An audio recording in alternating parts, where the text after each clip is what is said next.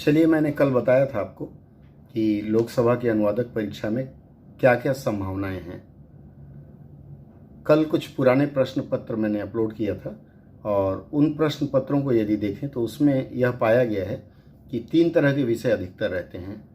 एक सामाजिक रहते हैं, एक न्यायपालिका से संबंधित होंगे, एक संविधान से संबंधित कुछ होगा और एक आपके नया टेक्नोलॉजी अर्थात डिजिटल मीडिया में क्या हो रहा है उससे संबंधित होगा। यदि स्टाफ सिलेक्शन कमीशन का आपने दिया हो तो आपने देखा होगा कि उसमें इस बार जो टॉपिक दिए गए थे, हालांकि आम विषय थे, लेकिन शीर्षक बदल गया था। घटनाक्रम तो चलती रहती है।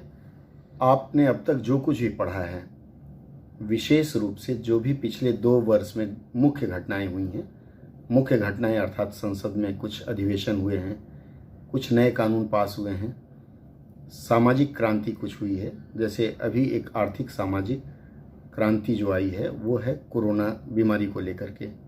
बहुत सारा परिवर्तन हुआ है, बहुत सारी चीज़ें हुई हैं, उस पर एक रह सकता है विषय।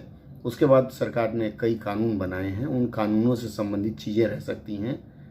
इसके बाद जम्मू कश्मीर के दो हिस्से हुए, वहाँ पे कुछ नई चीज़ें लागू हो रही हैं, उसके बारे में टॉपिक हो सकता है। एक बार फिर से यदि आप स्टाफ सिलेक्शन कमीशन की बात देखेंगे तो वहाँ जो विषय हुए थे वे विषय पूरी तरह से चीज़ों को अपने इर्द गिर्द लेते हुए चलते हैं। डिजिटल क्रांति की यदि बात करें तो अभी आजकल एक ज्वलंत समस्या है OTT प्लेटफॉर्म पर दिखाए जाने वाली चीज़ों को, उनसे लेकर के भी एक विषय हो सकता है। कुल मिला के यदि कहें तो सामाजिक में आप कोरोना या पैंडेमिक ले सकते हैं, क्योंकि एक बार इबोला के बारे में आया था, तो इस बार पैंडेमिक कोरोना के बारे में ज़रूर आएगा। उसके बाद फिर आपका डिजिटल क्रांति या डिजिटल मीडिया या सोशल मीडिया पे दिखाए जाने वाले कंटेंट, इस तरह की चीज़ों के बारे में आएगा। उसके बाद आजकल सोशल फ्रॉड खूब हो रहे हैं, फ़ोन करके आपसे आपके खाते के विवरण लिए जाते हैं, तो ये सब डिजिटल में आप ले लीजिएगा। बाकी किसान की क्रांति भी हो रही है, तो इस पर आप लिख लीजिएगा। ये 3 मुख्य रूप से पढ़ के जाइएगा। आपदा को अवसर में कैसे बदलें?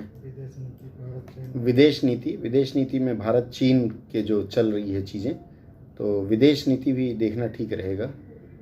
विदेश नीति के अलावा एक भारत श्रेष्ठ भारत या फिर अंतरिक्ष में जो भारत ने पैठ बना ली है उसके बारे में, आत्मनिर्भर भारत भी चल रहा है, तो आत्मनिर्भर भारत भी देख लीजिए। आत्मनिर्भर भारत से भी थोड़ा बहुत चल सकता है।